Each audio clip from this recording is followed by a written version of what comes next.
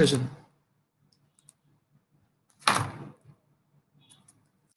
तो these videos are brought to you by Teachmint. Teachmint एक ऐसा ऐप है जिसमें हम वन टू वन कॉन्वर्सेशन करके अपनी जितनी भी पढ़ाई की बातें हैं वो सारी डिस्कस कर सकें। One of the fastest growing and leading platform for education videos.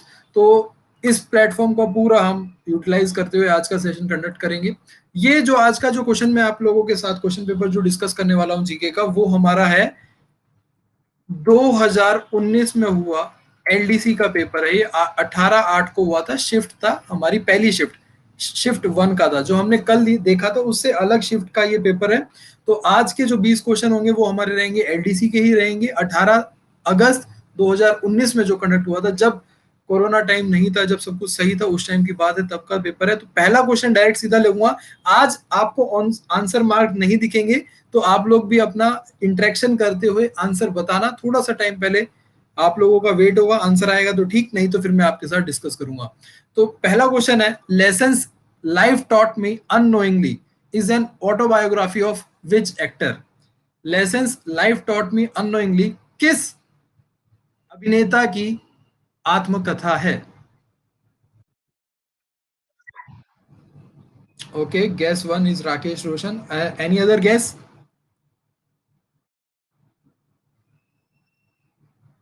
Okay, Bharati का मैसेज आया ए, यानी कि अनुपम खेर। तो अनुपम खेर जी ने, शुभम भाई यार वॉइस वॉइस वो होती है, देख लेना, ठीक है। तो अनुपम खेर जी का एक शो भी आता था, लाइफ में कुछ भी हो सकता है, तो उसी से जुड़ा हुआ है, वैसी ही चीज है वो। अपनी चीजों को लाइफ में कुछ भी हो सकता है ऐसी ही मानते हैं कि वो जिस परिस्थितियों से गुजरे हैं और जिस अपने टाइम से गुजरे हैं, जिनकी उनकी जो फिजिकल कंडीशन ऐसी थी, वो खुद को एक एज अ बहुत माचो हीरो नहीं मानते। उनकी फिजिकल कंडीशन ऐसी, फिजिकल अपीयरेंस ऐसी नहीं थी कि वो इतने बड़े सुपरस्टार लुक में हो, या फिर जो भी उनकी कंडीशन रही है, जो उनके बोलने की उनकी जो दिक्कत थी, उनको जो बोलने का उन्होंने सुधारा था मुंह में कंचे रख के। तो ऐसी ऐसी जितनी भी बिहाइंड द सीन जो उनकी कहानियां हैं, तो वो उन्होंने अनुपम खेर जी ने लिखी है, ये life lesson taught me unknowingly. तो ये ऑटोबायोग्राफी है लाइफ लेसन की। और दूसरी एक और, इनमें चारों में से एक और है, किसकी? ऋषि कपूर जी की एक है, और बाकी इन दोनों की तो कोई ऑटोबायोग्राफी अभी तक तो है नहीं। ऋषि कपूर जी ने इनकी बायोग्राफी का नाम है खुल्लम खुल्ला। इनकी बायोग्राफी का नाम था खुल्लम खुल्ला, अनसेंसर्ड ऋषि कपूर। इसका पूरा नाम था खुल्लम खुल्ला अनसेंसर्ड ऋषि कपूर। और अनुपम खेर जी की जो लाइफ नोवेल ऑटोबायोग्राफी थी, ये आई थी 2019 में। ये कब आई थी? 2019 में। तो आपने यहाँ पे एक चीज नोट करी कि 2019 में ही आई बायोग्राफी थी, वही हमारी एग्जाम में पूछी गई थी। तो ये था हमारा किसी फेमस पर्सनैलिटी, और बुक वाले क्वेश्चन में काउंट नहीं करेंगे हम इसे। इसे हम काउंट करेंगे करंट अफेयर वाले सेक्शन में, ठीक है। तो करंट अफेयर के सेक्शन में जो क्वेश्चन आए हैं, तो पहला क्वेश्चन आपको दिखा करंट अफेयर्स का ही दिखा हमारे जीके में। ऑल राइट, चलिए नेक्स्ट क्वेश्चन पे चलेंगे। National doctors day is observe every year on dash. 1 जुलाई, 26 जून, 27 जुलाई, या फिर 2 जुलाई। किस दिन राष्ट्रीय डॉक्टर दिवस, यानी कि हमारे देश का डॉक्टर्स डे कब मनाया जाता है?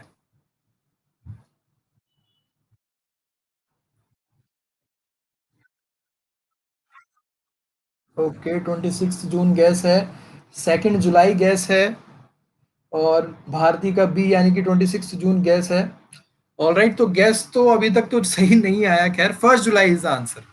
1 जुलाई is the answer. Option number A is answer. 1 जुलाई को हर साल ये बनाया जाता है, अभी इस साल भी बनाया जाएगा, और इस साल इसकी अहमियत बहुत ज्यादा होगी। जैसे कि इसी से रिलेटेड एक जो है international nurses day, international nurses day,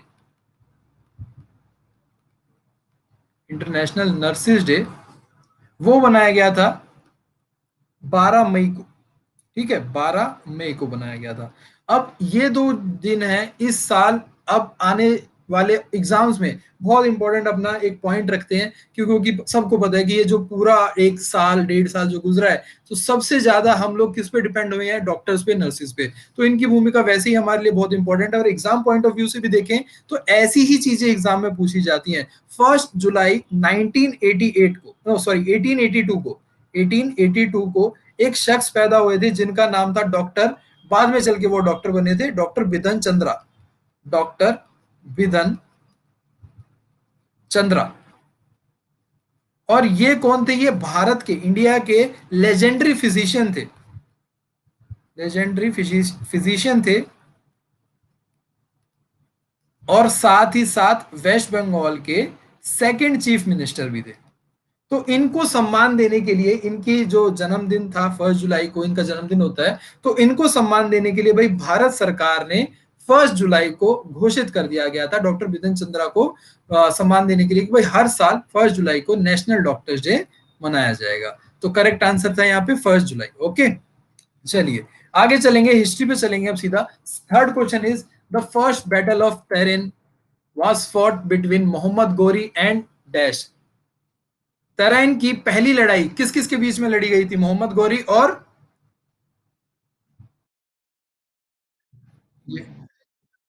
yes, absolutely correct, no doubt in this. B सभी का आंसर चैट में भी यही आ रहा है। Nishant, Shubham, Bharti, Priya, absolutely correct, B is Prithviraj Chauhan. अगर मान लीजिए हमें यह भी याद ना हो कि तराइन की लड़ाई कब कब हुई थी, कौन कौन सी और किस किस के बीच में हुई थी, तो मोहम्मद गोरी का नाम देखते ही तो हमारे दिमाग में सिर्फ एक ही आता है, हिंदू हृदय सम्राट महाराज पृथ्वीराज चौहान।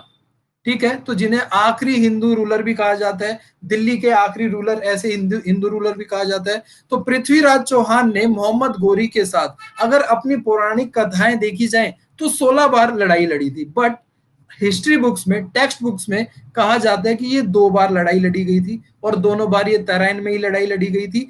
एक बार लड़ाई गई थी 1911 में, जो पहली लड़ाई गई थी, सॉरी 1911 नहीं, 1191, माई मिस्टेक, 1191 में जो पहली लड़ाई गई थी वो थी फर्स्ट बैटल ऑफ तराइन, जो की थी 13 नवंबर को, 13 नवंबर 1191 में वो पहली बार लड़ाई लड़ी गई थी। और सेकंड बैटल थी वो थी 1192 में, अगले साल ही। मोहम्मद गोरी पहली बैटल में हार के पृथ्वीराज चौहान से वापस चला गया था, और वापस उसने अपनी जो और यहाँ के जो अलाइज थे उसके, उनको और स्ट्रॉन्ग करा, अपने अपमान का बदला लेने के लिए 1192 में अगले साल वो फिर आया, और इस लड़ाई में पृथ्वीराज चौहान हार गए।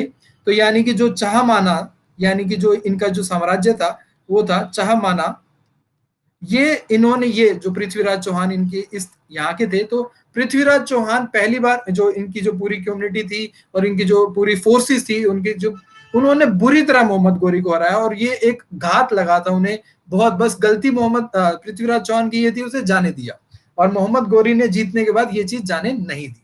ठीक है,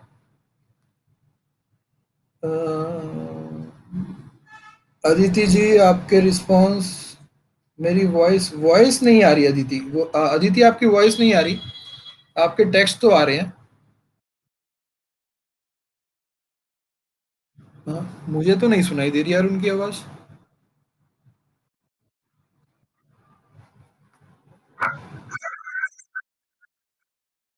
अच्छा अच्छा, चलिए फिर ठीक होगा, फिर आवाज आई होगी तो फिर।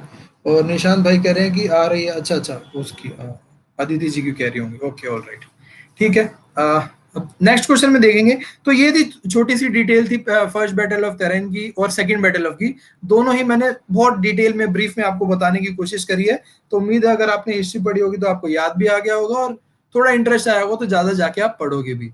आगे चलेंगे क्वेश्चन नंबर 4 पर। How many medals did India win in 2018 Commonwealth games? अब ये ना सोचो कि 2019 का क्वेश्चन था तो 2018 में जो कॉमनवेल्थ गेम्स हुए थे उसके बारे में पूछ लेंगे। अब भाई 2021, मान लो अभी 2021 में पेपर होंगे, तो 2021 से पहले, इससे पहले कौन सा कॉमनवेल्थ गेम हुआ है? वो भी 2018 ही है, 2018 में ही हुआ था। 2018 के बाद कब होगा? अब 2022 में होंगे कॉमनवेल्थ गेम्स। और कॉमनवेल्थ गेम्स इंडिया के लिए एक ऐसी पोजीशन रखते हैं जहां पे इंडिया अच्छा खासा परफॉर्म कर लेता है। तो यहाँ पे क्या था ऑप्शन आपके पास है? 73, 66, 60, 52। मैसेजेस आ रहे हैं 73 की तरफ आ रहा है, 73 की तरफ गैस आ रहा है, बाकी के साथ ही गैस करें। 66, okay all right, other any other guess? So C, Bharti C कह रही है, यानी कि 60। तो लेट्स लॉक 66। तो 66 is absolutely correct answer. 66 India ने 66 मेडल जीते थे, जिसमें से 26 गोल्ड मेडल थे, 26 गोल्ड मेडल थे, 20 यहाँ पे सिल्वर थे और 20 ही यहाँ पे ब्रॉन्ज मेडल थे। तो ये थी हमारी इंडिया की टैली, और पोजीशन क्या रही थी इंडिया की? थर्ड पोजीशन रही थी। ये बेस्ट पोजीशन थी इंडिया की आफ्टर 2010 कॉमनवेल्थ गेम, जो हमने इंडिया में ही होस्ट करे थे, उसमें इंडिया सेकंड पे रही थी, और इसके बाद यहाँ पे ये थर्ड पोजीशन पे रहे। फर्स्ट पोजीशन में कॉमनवेल्थ में कौन रहा था 2018 में? यहाँ पे रहे थे, ऑब्वियसली बात है कौन रहा होगा, आप लोगों को पता ही है, ऑस्ट्रेलिया। ऑस्ट्रेलिया सेकंड पोजीशन पे थे इंग्लैंड, और थर्ड पे थी इंडिया। ठीक है, इनके टोटल मेडल थे 193, इनके टोटल मेडल थे 132, और इंडिया के टोटल मेडल थे 66। अब एक चीज और पूछना चाहूंगा, 2018 के कॉमनवेल्थ गेम्स हुए कहां थे, कौन सी कंट्री ने होस्ट करे थे?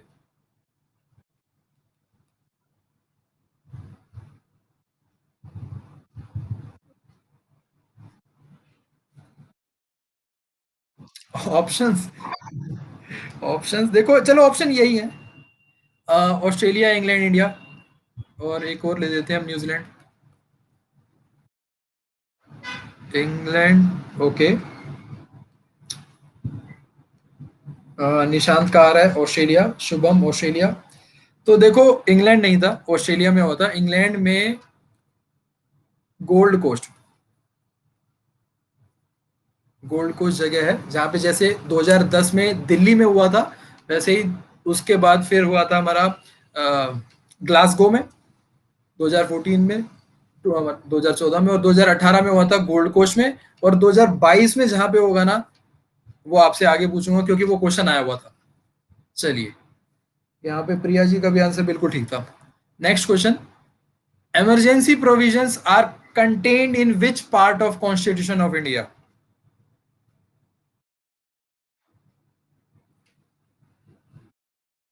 हाँ, 11 तो ऑप्शन ही नहीं है। पार्ट 10, 18, यहाँ पे देखो पार्ट 10, 18 में। ठीक है, यहाँ पे देखो, इमरजेंसी कौन लगाता है, ये तो आपको पता ही होगा, इमरजेंसी पावर किसके पास होती है? प्रेसिडेंट के पास। ठीक है ना, ये इतना आपको पता है। और पार्ट 10 किस में क्या कहता है? पार्ट 10 बताता है शेड्यूल्ड एंड ट्राइबल एरियाज के बारे में, scheduled and tribal areas. Alright. Part 1 बताता है भाई यूनियन ऑफ कंट्री, मतलब जो यूनियन एंड इट्स टेरिटरी, अपना देश जो है वो किस चीज से मिला हुआ है, किन किन चीज में, मतलब यूनियन की डेफिनेशन क्या है, टेरिटरी की डेफिनेशन क्या है, तो वो सारी चीजें पार्ट 1 में। ठीक है, और फिर पार्ट 20 में बात होती है कॉन्स्टिट्यूशन पावर ऑफ अमेंडमेंट, यानी कि कॉन्स्टिट्यूशन को अमेंड करने की power, constitutional power of amendment. और ये किसके पास होती है? ये अगेन पार्लियामेंट के पास होती है। और पार्ट 18 में ये लिखा हुआ है प्रेसिडेंट के पास है इमरजेंसी लगाने की power, emergency provisions.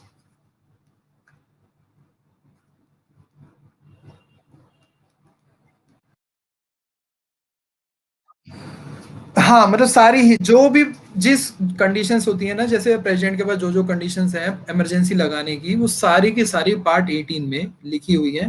Basically emergency का जो पावर दिया गया है किसके लिए है? प्रेसिडेंट को, तो वो लिखा हुआ है पार्ट 18 में। क्लियर? चलिए आगे चलेंगे क्वेश्चन नंबर 6 पे। आर्टिकल 42 क्या बताता है?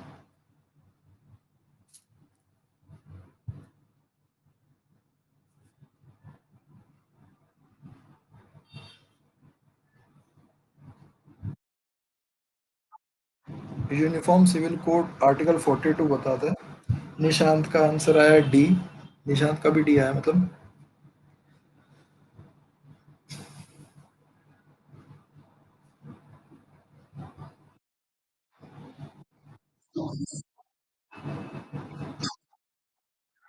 ओके, भारती भी कह रही है कि डी होगा शायद। अच्छा, वो कह रही है डी होगा शायद 44। Yes, exactly.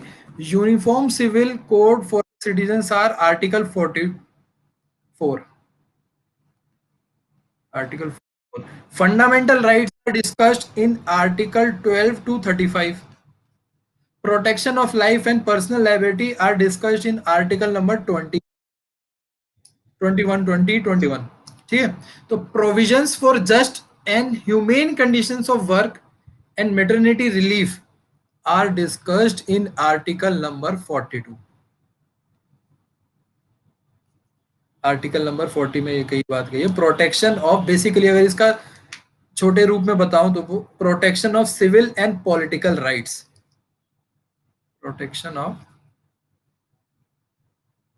Civil and political life rights.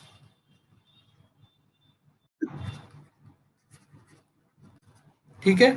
ये इतने तो आप लोगों को समझ में आएंगे, बाकी के जितने भी हमारे आर्टिकल हैं उनको एक बार डिटेल में जरूर पढ़ो।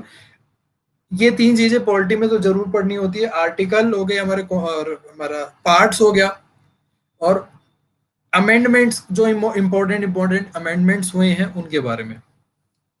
ठीक है। चलिए next question, question number 7। Which of the following pair of player game is not correct? Yes Aditi ji, most important.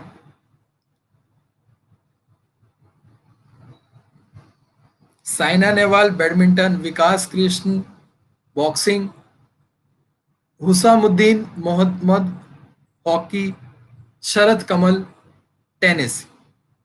कौन सा यहाँ पे गलत है? निशान शरद कमल। देखो, आप लॉजिकली कह रहे हो, वो बात मैं बिल्कुल सही मान सकता हूँ आप लोगों की। यहाँ पे जो एग्जाम सेट करने वाले थे उनकी गलती थी, क्योंकि शरद कमल टेबल टेनिस टीटी। ठीक है।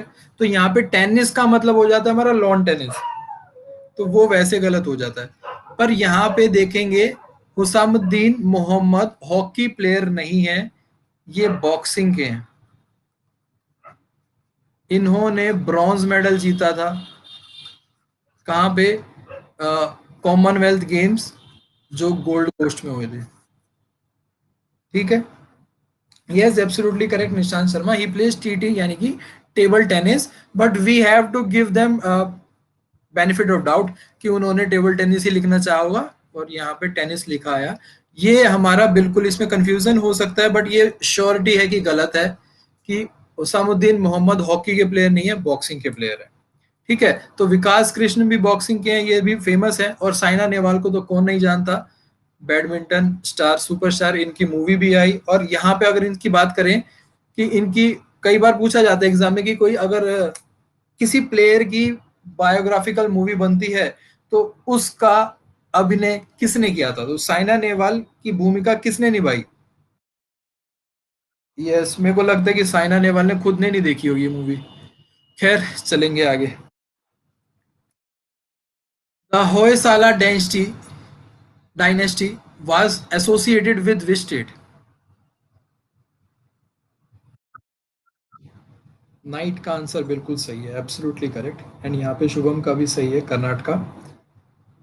एक छोटी सी कहानी है इसके पीछे, जो फाउंडर थे, ये कर्नाटका बिल्कुल सही है। वैसे हाँ जी, ओके बिल्कुल बताऊंगा, एक छोटी सी कहानी है। तो जो इनके फाउंडर थे, जो इस डायनेस्टी के जो फाउंडर हैं, उनका नाम था साला। ठीक है। तो ये बहुत बहादुर थे और बहुत ज्यादा करेजियस इंसान थे। तो इनको एक जैन मोंग थे, उन्होंने उनने कहा और उनकी आज्ञा से इन्होंने टाइगर से लड़ाई लड़ी थी। ठीक है। इन्होंने टाइगर से लड़ाई लड़ी थी और टाइगर को हरा दिया था। टाइगर से लड़े और टाइगर को हराया और उन्होंने खत्म कर दिया, ही किल्ड दैट टाइगर। ठीक है। तो वहां के जो इनके जो बाकी के इनकी कम्युनिटी के जो लोग थे, जो इनके फॉलोअर्स थे, वो इस लड़ाई को देखने के बाद इतने एक्साइटेड हुए, इतने बहुत ज्यादा खुश हुए अपने जो लीडर से, कि वो चिल्लाने लगे एक्साइटमेंट में, होए साला होए साला। ये वो उनकी लैंग्वेज में जो होता है एक्साइटमेंट दिखाने का। तो इसी नाम से ये पड़ गया इनकी, पूरा आगे पूरा जो एम्पायर बना कर्नाटका साउथ में, जो एट प्रेजेंट कर्नाटका है, वहां पे इनकी पूरा इनका साम्राज्य था।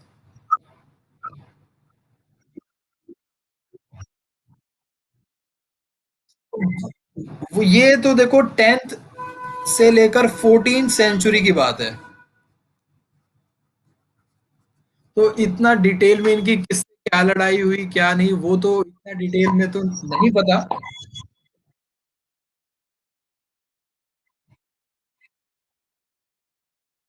बस इतना नॉर्मल नॉर्मल से ही पढ़ाई करी जाती है। जनरली अगर हिस्ट्री में ये सारी चीजें ना, अब हम आईएएस लेवल की पढ़ाई करेंगे तो बहुत ज्यादा डिटेल में जाते हैं, तब चीजें ठीक है। तो अगर बेसिक बेसिक से अगर देखा जाए D triple S P Q SSC वगैरह की तैयारी हो, तो फिर वो अगर कोई पढ़ाने वाला मैप के थ्रू पढ़ाएगा तो वो, और टाइमलाइन के थ्रू पढ़ाएगा, टाइमलाइन के थ्रू प्लस मैप के थ्रू दोनों को इंक्लूड करके पढ़ाएगा तो जरूर बताएगा, तब ये मिस, ये फिर मिस हो गया होगा उनसे। क्योंकि 10th टू 14th सेंचुरी के बीच में ये टाइमलाइन में आएंगे और इनका बताना मैंडेटरी बनता है उस हिसाब से तो। चलिए आगे चलेंगे क्वेश्चन नंबर 9 पे। The novel milkman is written bye.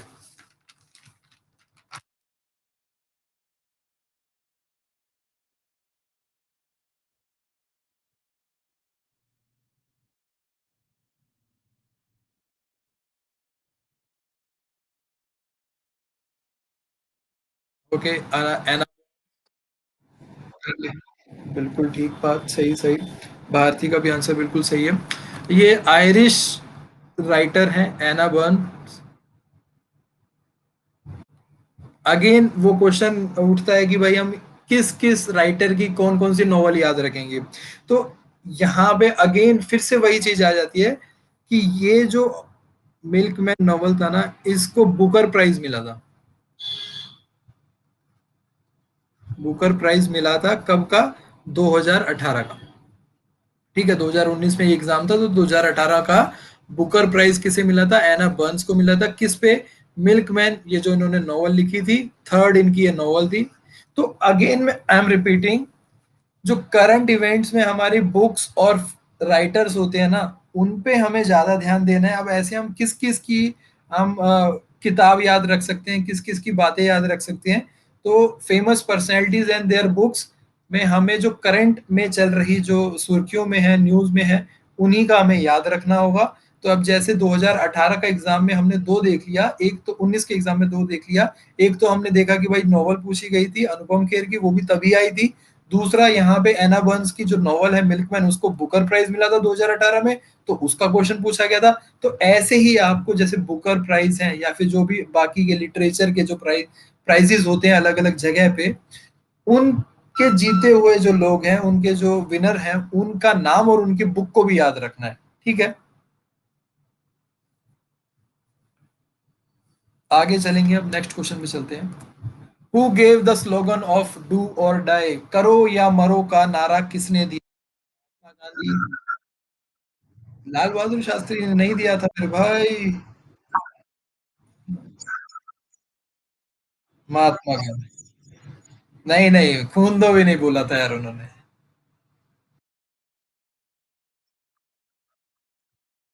मतलब वही खून दे और वही आजादी दे। नहीं नहीं, देखो मैं बताता हूँ सबका। डू और डाई तो दिया था महात्मा गांधी जी ने। ठीक है, ये तो कंफर्म हुआ। उसके बाद बाल गंगाधर तिलक जी थे, बाल गंगाधर जी ने, उन्होंने क्या दिया था नारा? उन्होंने स्वराज, पूर्ण स्वराज का, absolutely correct. Swaraj is my birth right. Swaraj is my birth right and I shall have it, and I shall have it. Swaraj मेरा जन्म से अधिकार है और इसको मैं हासिल करके रहूंगा। ठीक है, और भगत सिंह ने क्या नारा दिया था? इनका नारा कोई नहीं भूल सकता। जिंदाबाद। यस। हाँ, इनकलाब जिंदाबाद भगत सिंह से एसोसिएटेड नारा है।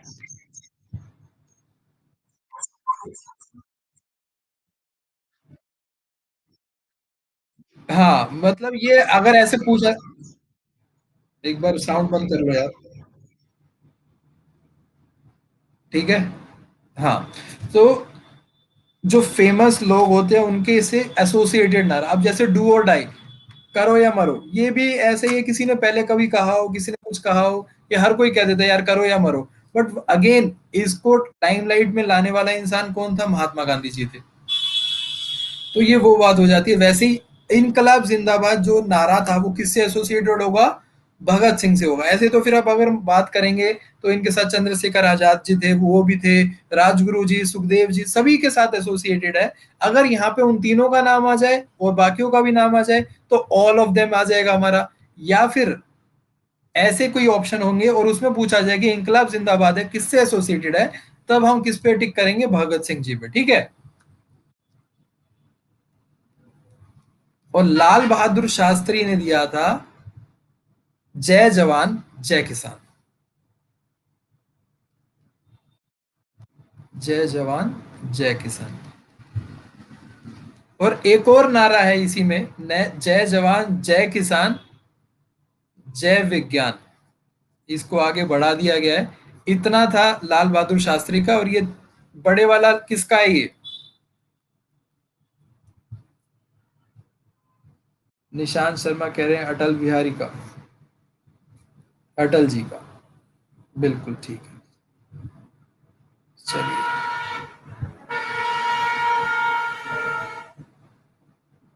ठीक है। मोदी जी ने उनकी ही बात दोहराई थी। तो अगर यहाँ पे मोदी जी लिखा हो, नरेंद्र मोदी लिखा हो, तो आप उनके पास जाएंगे। अगर ऑप्शन में अटल जी ना हो तो ठीक है। चलेंगे आगे, चलेंगे अब हम। Harmika is a balcony like structure that represented that abode of god was part of which architecture? Buddhist, Mauryan, Mughal, Jainism?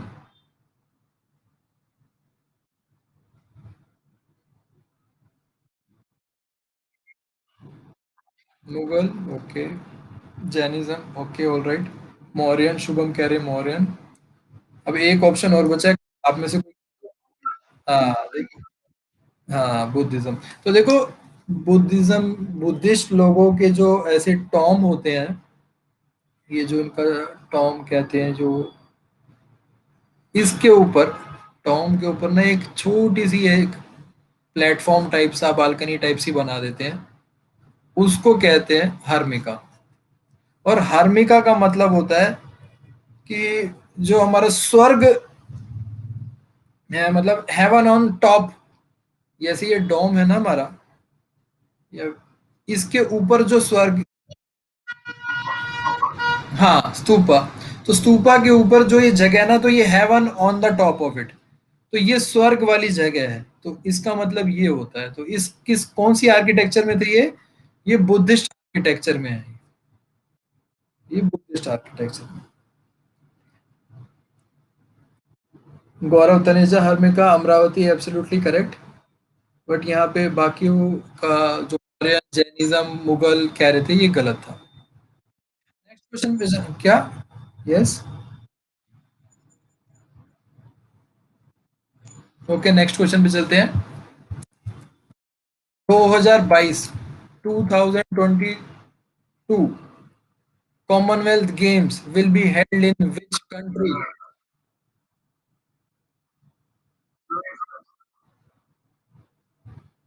England, Nishan C, Shubham England. Yes, England. Absolutely correct, England. England में किस जगह में होंगे ये? इंग्लैंड में होंगे। Yes. तो देखो, अगेन आई एम रिपीटिंग, 2019 वाले एग्जाम में भी 2022 का क्वेश्चन आया था, कॉमनवेल्थ कब होंगे। तो ऐसे ही आपके पास 2021 वाले एग्जाम में भी आपसे आ सकता है 2022 का। कॉमनवेल्थ कब होगा, एशियन गेम्स कब होंगे, ओलंपिक्स कब होंगे, पुराने ओलंपिक्स में क्या परफॉर्मेंस थी इंडिया की, पुराने कॉमनवेल्थ में क्या थी, पुराने क्रिकेट वर्ल्ड कप में क्या थी, पुराने हॉकी वर्ल्ड कप में क्या थी। तो ऐसे गेम्स पुराने और जो नेक्स्ट अपकमिंग है, उन दोनों के बारे में आपको नॉलेज होनी चाहिए। एक यहाँ पे एक इंपॉर्टेंट चीज ये है कि बर्मिंगम में जो कॉमनवेल्थ गेम होंगे जो 2022 का, इनका ऑफिशियल नेम है 22nd कॉमनवेल्थ गेम्स। और इसमें एक ऐसा गेम इंक्लूड करा गया है जो कि फर्स्ट टाइम इंक्लूड होगा। उसका क्या नाम है? यस। और दूसरा क्या नाम था?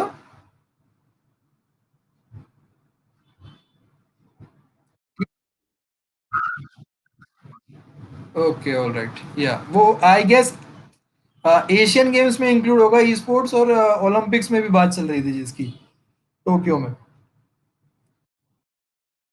या तो बर्मिंघम में इंग्लैंड में क्रिकेट इंक्लूड होगा। तो क्रिकेट इंक्लूड पहली बार करा जाएगा कॉमनवेल्थ गेम्स में, टी20 इंक्लूड होंगे। और यहाँ पे पिछली बार लास्ट टाइम जो 2018 में गोल्ड कोस्ट में इंडिया में सबसे ज्यादा गोल्ड मेडल जीते थे, शूटिंग जीत में जीते थे। और इस बार शूटिंग को इन्होंने कह दिया कि शूटिंग नहीं होगी वहां पे। और अभी बातचीत चल रही थी कि भाई नहीं, शूटिंग को इंक्लूड करो। इंडिया ने तो यहाँ तक कह दिया था कि भाई अगर शूटिंग इंक्लूड नहीं होगी तो हम गेम्स में ही खेलने नहीं आएंगे। तो आई गेस अभी जो बातचीत चल रही है उसका कोई अपडेट आया है तो मैं अवेयर नहीं हूँ। अगर होगा तो I will definitely tell you. But cricket is confirm, cricket is included. Okay, आगे चलते हैं। Through which amendment act municipalities were introduced in India?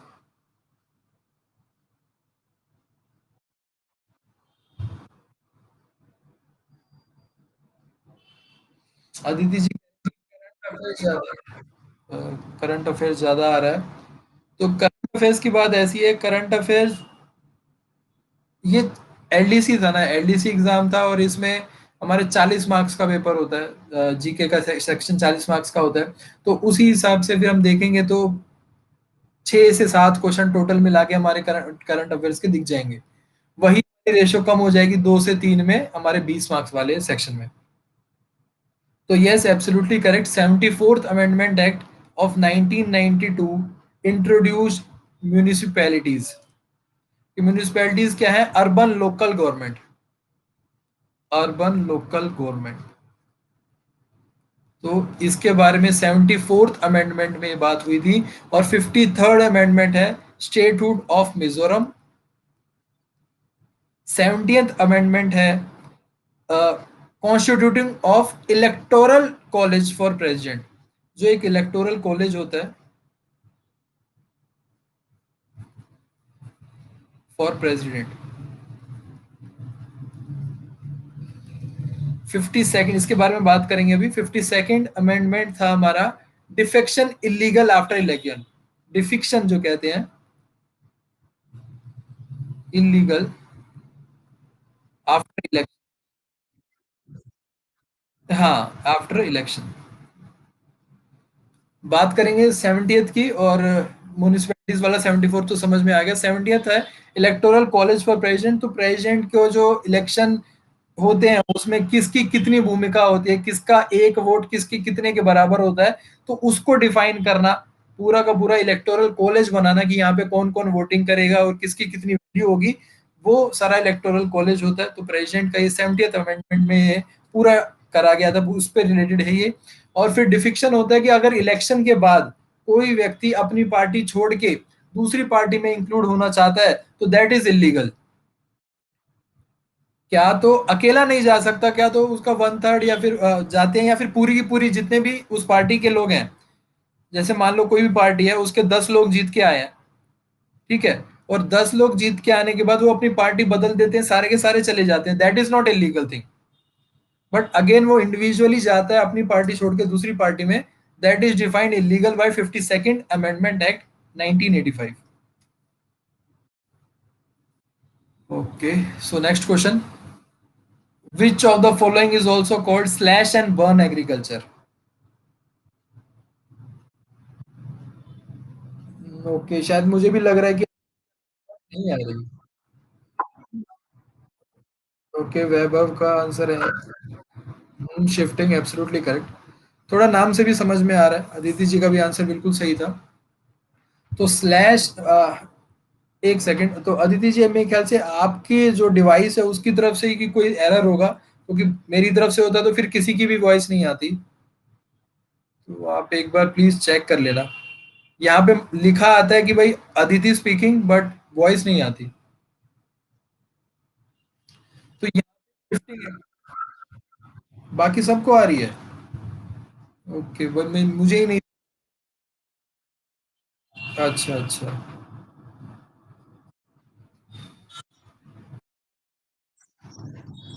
B और सी में से इंटेंसिव सब्सटेंस। बी और डी में से प्रिमिटिव सब्सिस्टेंस एग्रीकल्चर और इंटेंसिव सब्सिस्टेंस एग्रीकल्चर। तो स्लैश एंड बर्न, देखो स्लैश एंड बर्न का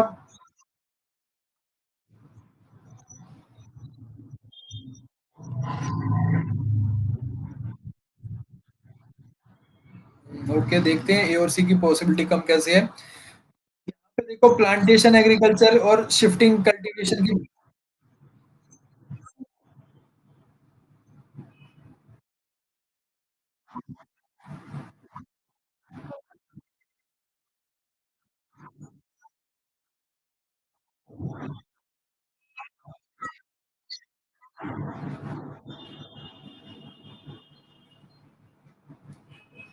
ओके ओके। तो शिफ्टिंग स्लैश एंड बर्न से देखो साफ साफ आपको समझ आ रहा है कि बात क्या है।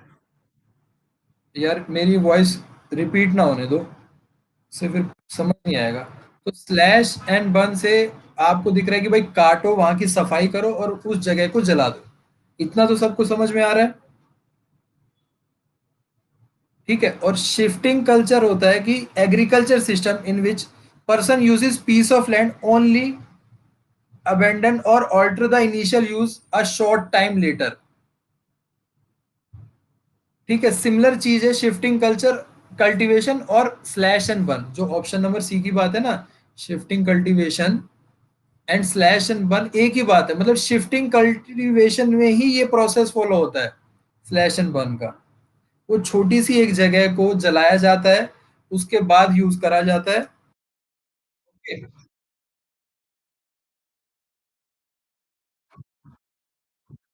वही है, until soil loses fertility.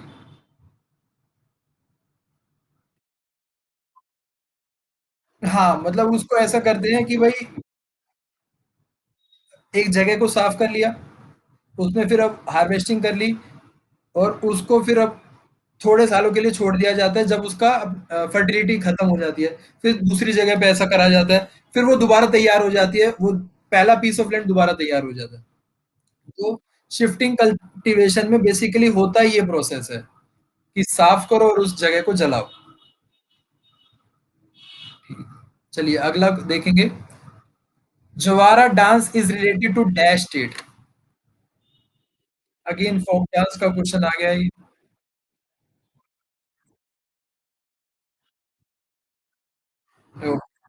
Okay,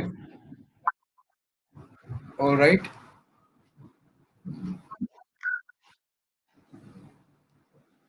voice clear नहीं आई भाई। ओके, मध्य प्रदेश का फोक डांस ज्वारा बिल्कुल एब्सोल्युटली करेक्ट है। ये एमपी का है। एमपी में जो बुंदेलखंड रीजन है ना, वहां पे बेसिकली इस डांस को फॉलो करा जाता। Oh sorry, MP, not Maharashtra, MP Madhya Pradesh. तो वही है जो हमारे किसान भाई बहन है। हाँ बिल्कुल, गौरव का बिल्कुल सही है, बुंदेलखंड एमपी डांस। तो बुंदेलखंड जो रीजन है,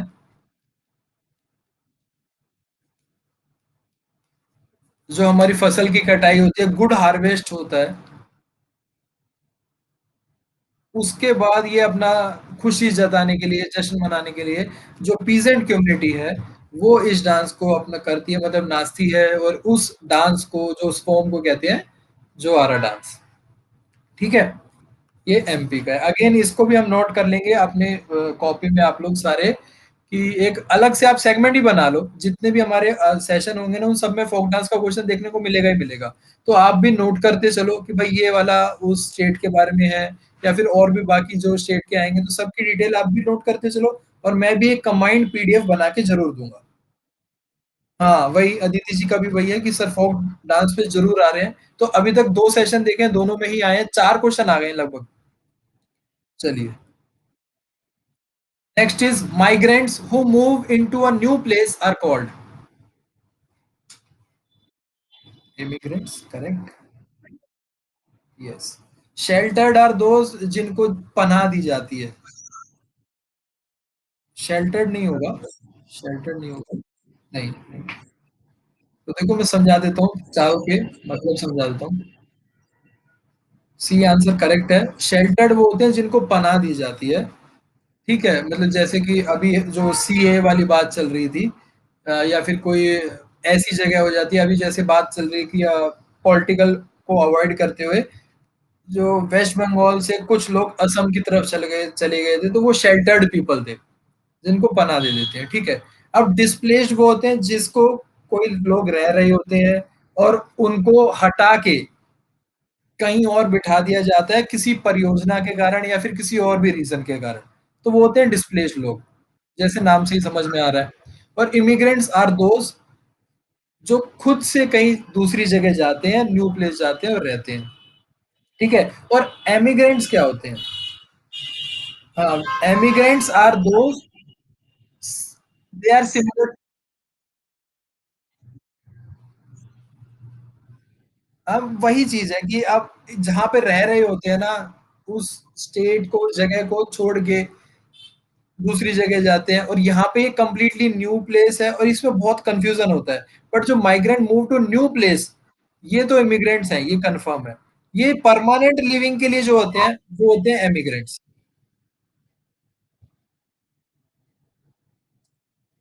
leaves own country to settle permanently, they are emigrants. तो यहाँ पे करेक्ट आंसर होगा ऑप्शन नंबर सी का।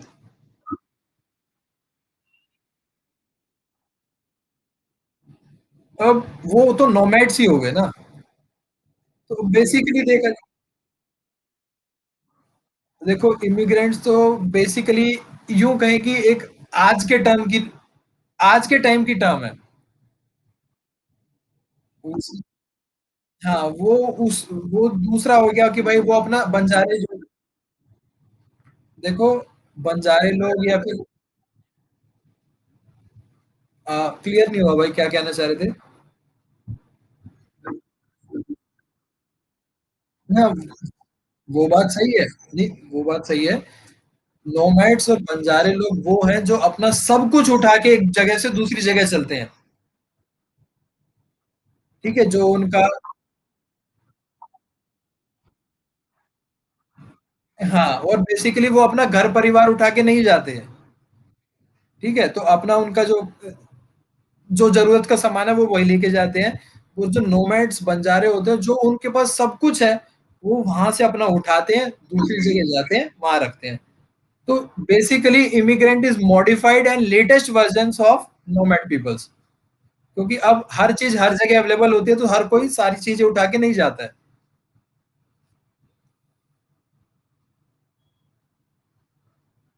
उन्हें कहेंगे कि विदेश रिटर्न जो अपनी कंट्री में वापस जो माइग्रेंट्स हुए थे, वो तो यार अपने-अपने घर वापिस जा रहे थे। वो न्यू प्लेस,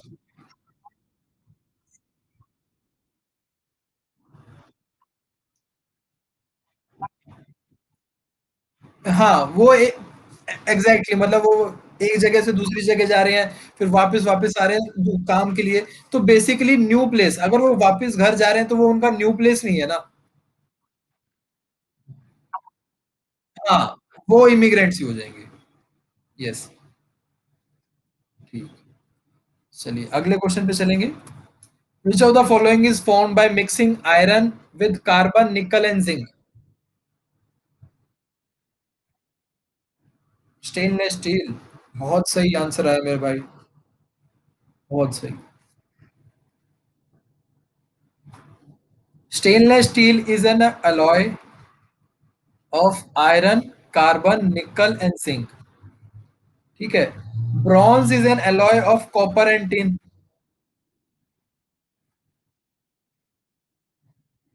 स्टेनलेस स्टील का आपको समझ में आ गया। जर्मन सिल्वर जो है, German silver is also known as nickel silver,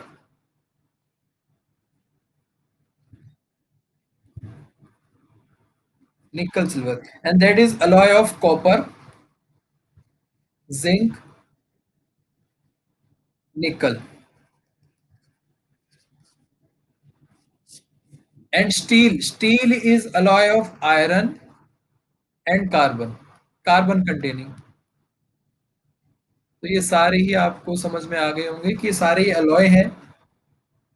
C only strength अच्छी हो जाती है एग्जैक्टली क्योंकि इसमें यहाँ पे आप देखिए आयरन के साथ कार्बन को मिलाएंगे तो ये स्टील बन जाएगा। इसके साथ अब हमने निकल और जिंक भी मिला दिया है, तो ये क्या हो गया हमारा स्टेनलेस स्टील हो गया। इसकी एक एक्स्ट्रा फीचर आ गया उसके अंदर, ठीक है? उसकी स्ट्रेंथ बढ़ जाती है। तो इसीलिए iron and carbon is steel and added with nickel and zinc is it becomes stainless steel. Gaurav Taneja का बिल्कुल सही, उनका एक्सप्लेनेशन भी बिल्कुल सही। आगे चलेंगे क्वेश्चन नंबर 18 पर। Orange juice contain dash acid due to which it taste sorry.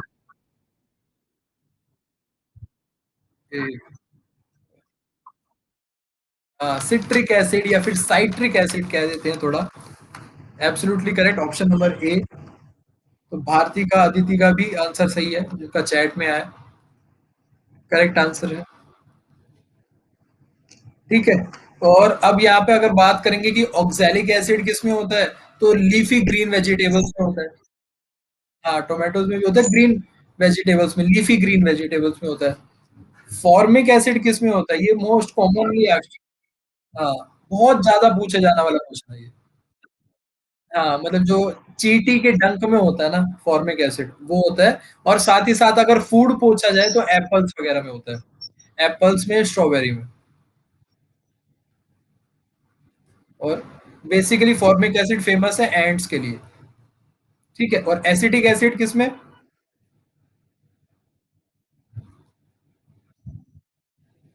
Monika जी, 18वां चल रहा है, 19वां और 20वां क्वेश्चन हो रहा है बस। अभी विनेगर आंसर आया था, करेक्ट था। Acetic acid is found in vinegar, सिरका।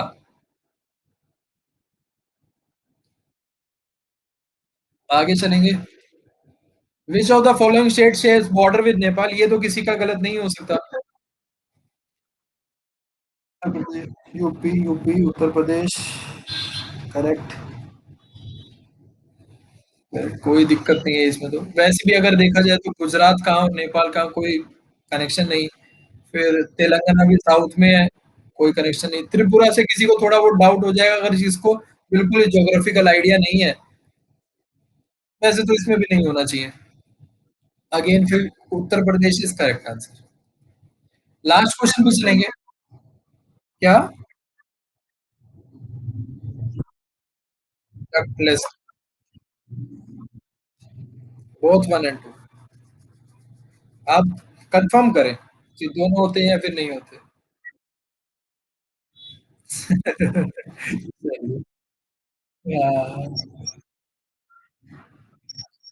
हाँ, ये ओनली सेकंड डकलेस होते हैं ये। Endocrine glands are only ductless glands. तो अब आपको मतलब तो पता ही होगा कि डक्ट ग्लैंड्स कौन से होते हैं और डक्टलेस ग्लैंड्स कौन से होते हैं।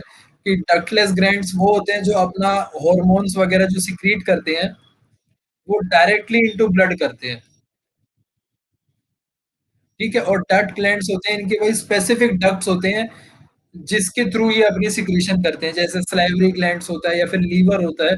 तो वहां पे जो ये अपना सिक्रीशन होता है, इनका स्पेसिफिक डक्ट्स है। तो ये जो हॉर्मोन्स हैं, जिसमें जैसे अगर बात करें कि हमारे थायराइड है, पैंक्रियाज है, ओवरीज है, तो ये सारे हैं डक्टलेस ग्लैंड, और ये डायरेक्टली हॉर्मोन्स रिलीज करते हैं ब्लड में। तो ये छोटा सा इनका डिफरेंस होता है। ठीक है, तो आज का सेशन यहीं कंक्लूड करेंगे। 20 क्वेश्चन हो गए हमारे, और ऐसे ही सेशन कंक्लूड कर। चलिए, थैंक यू। आप कहेंगे तो मैथ की कर लेंगे भाई। अ, ठीक है, प्रीवियस ईयर ही लेके आएंगे। तो ऐसे ही कोई हमारा एलडीसी का होगा तो उसके 20 क्वेश्चन उठा लाएंगे और प्रीवियस ईयर सॉल्व करेंगे यहाँ पे। अदिति जी कह रही है कि जनरल अवेयरनेस ही करने दो। यही सही है। चले, ये भी बात सही है। चलिए। हाँ, मैथ्स भी। चलिए, अभी तो ऐसा करते हैं, थोड़े दिन अपना ये चलाते हैं जनरल अवेयरनेस, और इतने फिर हमारे वहाँ पे जो यूट्यूब पे वो चल रही है, क्लास भी चल रही है, तो वो तो हमारी वो भी हो जाएगी, कंप्लीट भी हो जाएगा, सिलेबस भी कंप्लीट हो जाएगा। उसके बाद जब फिर सेशन ही शुरू कर देंगे, एक प्रोसेस ही, कि जिसमें प्रीवियस ईयर क्वेश्चन ही करेंगे बस। मतलब एक बैच शुरू कर देंगे जिसमें प्रीवियस ईयर करेंगे। हाँ, तो अभी जीके के सेशन रखते हैं आधे-आधे घंटे। कितना टाइम लगा हमें आज? 1 1 घंटा तो 45 मिनट्स। हाँ, चलिए इतना ठीक है, आधे घंटा 45 मिनट्स का सेशन। ओके, तो थैंक यू सो मच आप लोगों ने अपना टाइम दिया यहाँ पे। आप लोग भी अब अपना रेस्ट करें और अब उसके बाद जो भी काम करना है वो काम करें।